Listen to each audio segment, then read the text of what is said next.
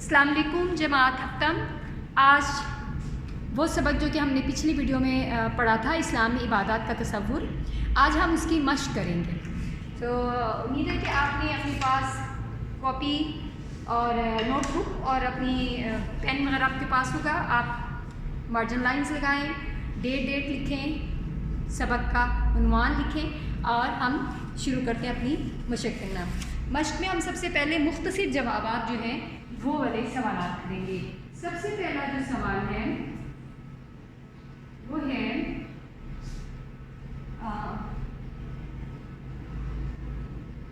سب سے پہلے میں الف پارٹ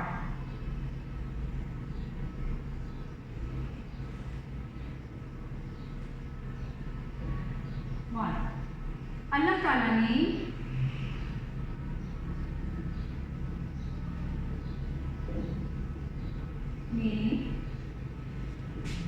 انسانوں اور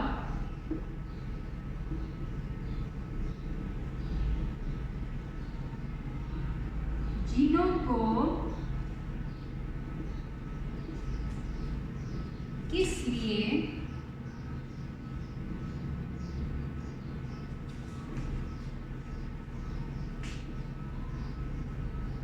پیدا کیا ہے۔ ہم نے یہ اپنے سبق میں پڑھا ہے، انسانوں اور جنوں کو اللہ تعالیٰ نے، ہم نے یہ آیت اس کا ترجمہ پڑھا ہے کہ انسانوں اور جنوں کو اللہ تعالیٰ نے اور جنوں کو اللہ تعالیٰ نے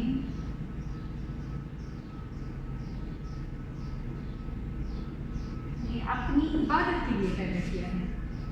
اب عبادت کا جو مفہوم ہے اسلام میں بہت وسیع ہے، تو اللہ تعالیٰ نے اپنی عبادت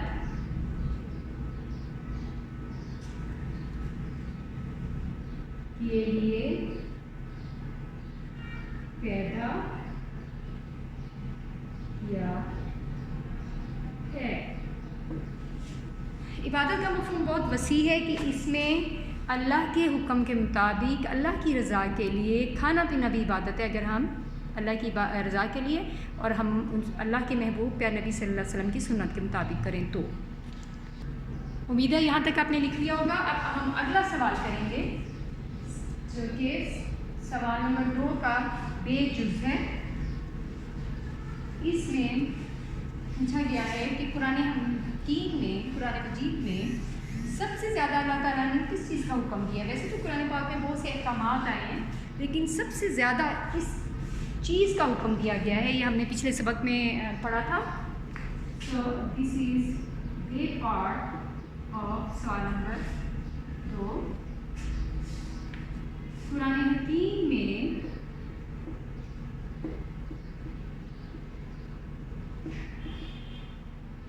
سب سے زیادہ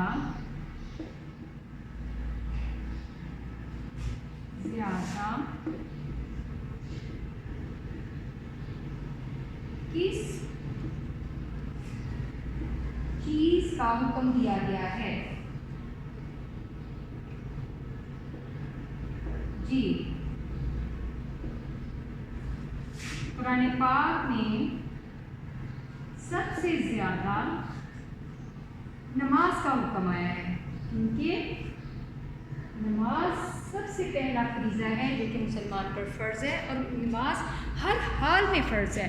آپ بیمار ہیں، کھڑے نہیں ہو سکتے، بیٹھ کے نماز پڑھیں، بیٹھ کے نہیں پڑھ سکتے لیٹ کے پڑھیں، لیٹ کے بھی نہیں پڑھ سکتے اشاروں سے پڑھیں، سفر میں ہے مختصر پڑھیں، لیکن پڑھنا ضرور ہے۔ قرآن حکیم میں سب سے زیادہ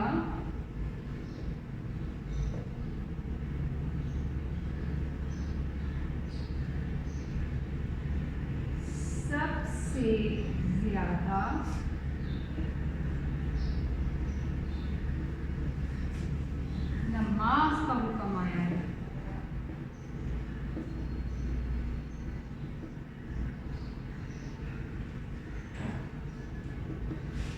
سو دس از بے جز، یہ ہے بے جز ہماری اس سوال کا، سوال نمبر 2 کا۔ اب امید ہے آپ نے لکھ لی ہے۔ قرآن حکیم میں سب سے زیادہ کس چیز کا حکم آیا ہے؟ قرآن حکیم میں سب سے زیادہ نماز کا حکم آیا ہے۔ اب اس کے بعد ہم اگلا حصہ کریں گے اس سوال کا، سوال نمبر 2 کا اگلا جز جو ہے جیم جز۔ جیم جز، حج کیسی عبادت ہے؟ حج کیسی عبادت ہے؟ جیسے نماز جسمانی عبادت ہے، زکوٰۃ مالی عبادت ہے، تو حج کیسی عبادت ہے؟ حج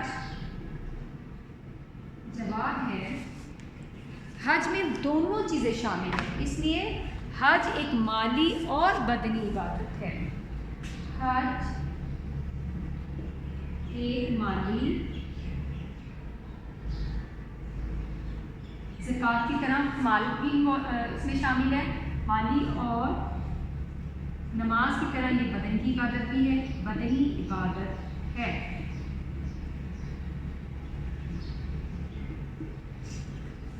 یہ ہے جیم جز اس سوال کا۔ اگلا ہے دال جز۔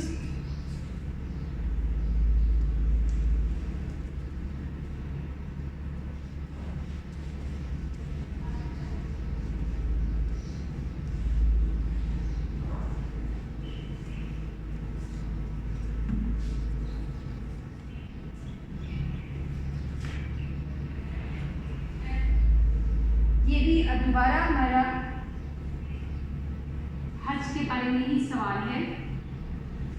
حج کا عظیم الشان اجتماع، عظیم الشان اجتماع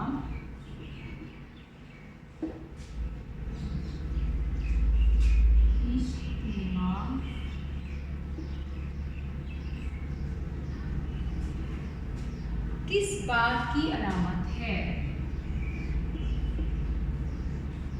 جیسا حج کا ہمارے الحمدللہ اجتماع ہوتا ہے، ایسا کسی اور مذہب میں نہیں ہے، تو حج کا عظیم الشان اجتماع کس بات کی علامت ہے؟ جی، کس چیز کی علامت ہے؟ جب پوری دنیا سے جب مسلمان اکٹھے ہوتے ہیں بغیر کسی رنگ، نسل، زبان کے فرق کے، ایک ہی لباس میں ملبوس ہوتے ہیں اور سب کا رخ ایک طرف ہوتا ہے اور ایک ہی عبادت کا مطلب مناسک ادا کر رہے ہوتے ہیں، سب ایک جیسے، تو یہ کس چیز کو ظاہر کرتا ہے؟ حج کا عظیم الشان اجتماع امت مسلمہ کی شان و شوکت اور اتحاد و یگانگت کی علامت ہے۔ حج کا عظیم الشان اجتماع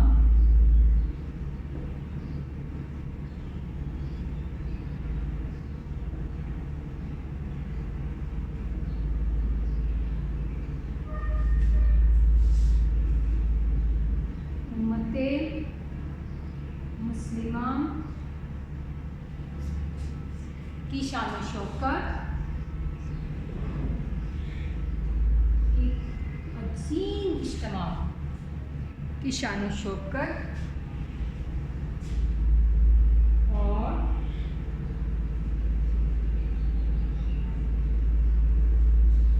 اتحاد و یگانگت، اور اتحاد و یگانگت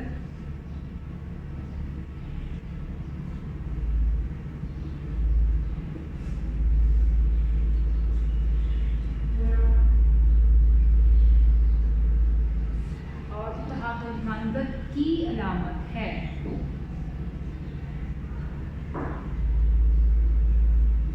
اس عظیم اجتماع کے علاوہ بھی ہم امت مسلمہ ایک اللہ، ایک رسول، ایک کتاب، ایک قبلہ، یعنی کہ ہمارے الحمدللہ کی اتحاد کی کئی جو ہیں بنیادیں ہیں، اور اس میں پھر جب حج میں اس کا عملی اظہار ہوتا ہے. سو حج کا عظیم الشان اجتماع امت مسلمہ کی شان و شوکت اور اتحاد و یگانگت کی علامت ہے.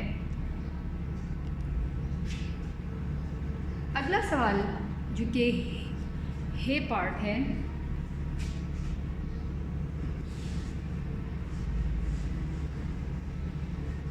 اس میں عبادات سے متعلق سوال ہے کہ قرآن پاک میں نماز کے ساتھ کس عبادت کا حکم آیا ہے؟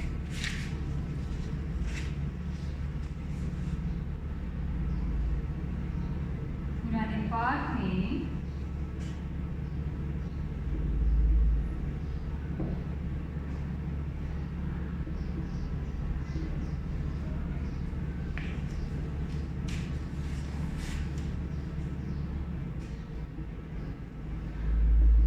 نماز کے ساتھ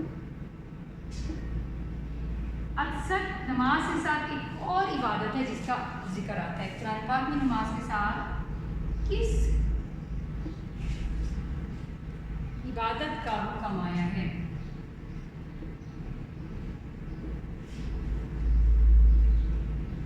کیا حکم آیا ہے؟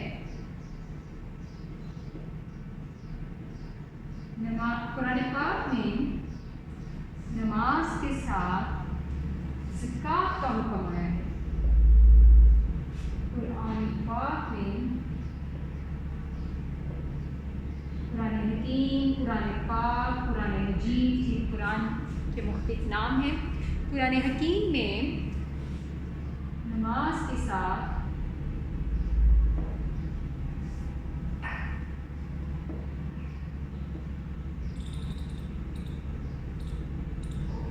زکوٰۃ کا حکم آیا ہے. سو یہ ہے ہمارے مختصر جواب دیں، یعنی مختلف سوالوں کے جواب جو کہ اس مشق میں ہیں. اب میں آپ سے ڈسکس کروں گی تفصیلی جوابات. سب سے پہلا جو سوال ہے، عبادات سے کیا مراد ہے؟ عبادت سے کیا مراد ہے؟ یہ تفصیلی جواب میں عبادت سے کیا مراد ہے.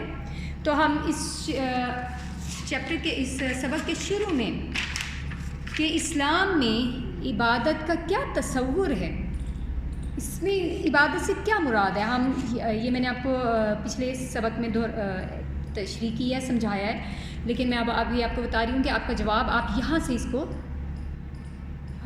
لکھیں گے کہ اسلام میں بیسیکلی کہ نماز، روزہ، زکوٰۃ، حج تو ہے ہی، لیکن اسلام میں عبادت کا تصور بہت وسیع ہے، اور ہر وہ کام جو اللہ کی رضا کے لیے اور اس کے محبوب کی سنت صلی اللہ علیہ وسلم کی سنت کے مطابق کیا جائے وہ عبادت ہی ہے.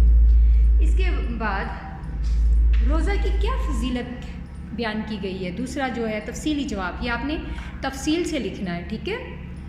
روزہ دار کی کیا فضیلت بیان کی گئی ہے. یہ الحمدللہ آج کل رمضان چل رہا ہے تو ہم سنتے رہتے ہیں کہ روزہ دار جو ہے اس کو اللہ تعالیٰ جنت کے 8 دروازوں میں سے ایک دروازے سے پکارا جائے گا، یعنی یہ ایک دروازہ ہے ہی صرف روزہ دار کے لیے، اور جو روزہ ہے وہ اللہ کے لیے ہے، تو اس لیے اللہ ہی اس کا اجر دیں گے. اور اس کے علاوہ یہ ہے کہ اس میں روزہ جو رمضان میں کوئی روزہ رکھتا ہے نیک نیتی کے ساتھ اور ہر طرح کی یعنی برائیوں سے بچتا ہے تو اس کے لیے جو ہے بہت زیادہ اجر ہے. اس کے بعد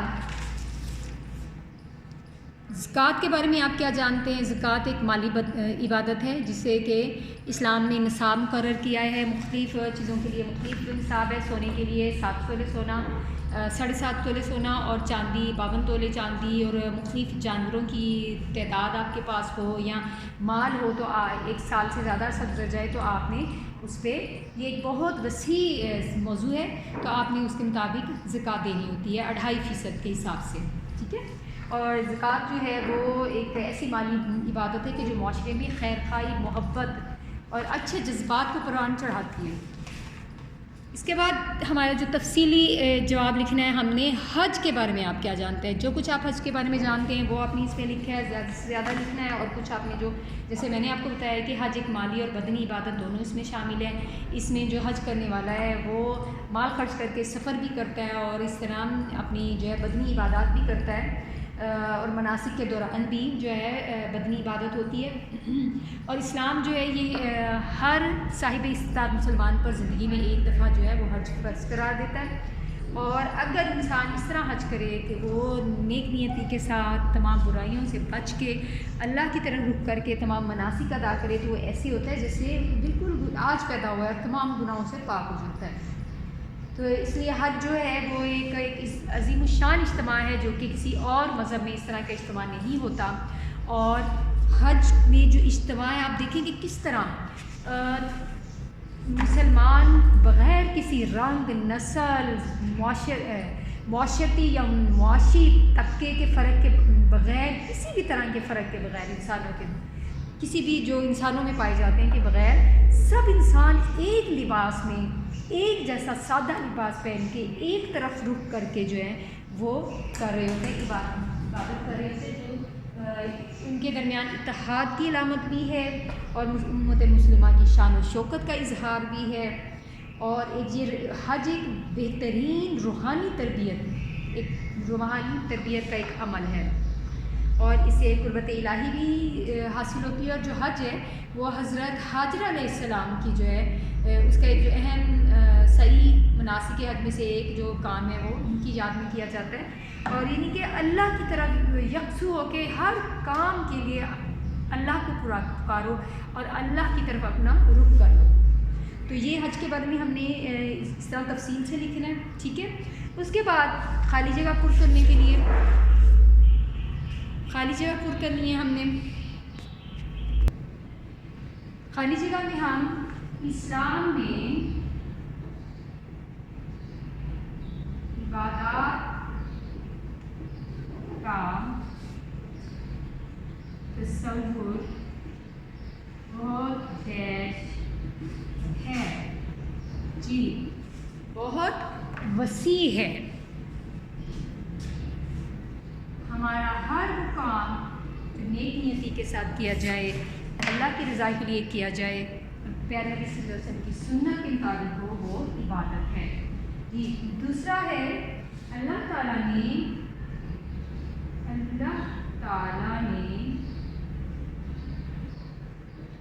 انسانوں کو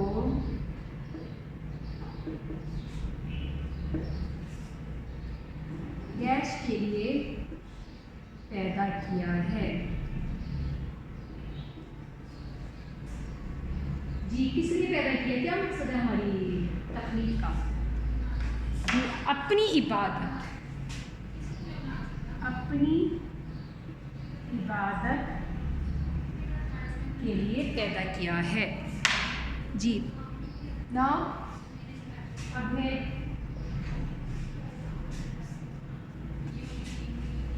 رسول کریم صلی اللہ علیہ وآلہ وسلم کی اطاعت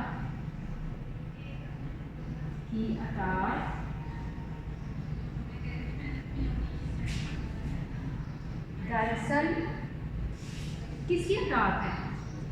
جب ہم پیارے نبی صلی اللہ علیہ وسلم کی بتائی ہوئی باتوں پہ عمل کرتے ہیں تو ہم کس کی اطاعت کر رہے ہوتے ہیں؟ دراصل کی اطاعت ہے جی. ہم اللہ کی اطاعت کر رہے ہوتے ہیں. یہ اطاعت دراصل جی رسول کریم صلی اللہ علیہ وسلم کی اطاعت دراصل دیش کی اطاعت ہے، اللہ کی اطاعت ہے.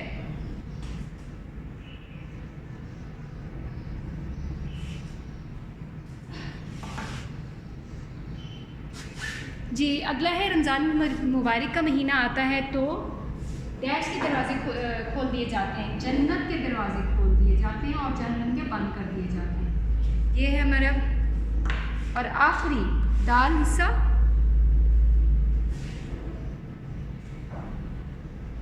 تبلیغ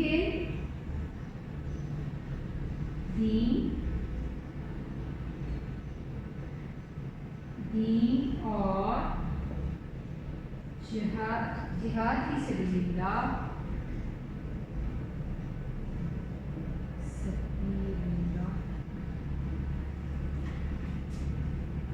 یہ بہت بڑی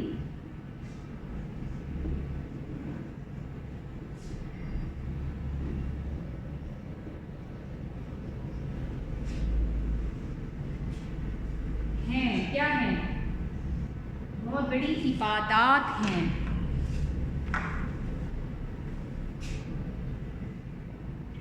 جہاد فی سبیل اللہ تبلیغ دین بھی بہت بڑی عبادات ہیں.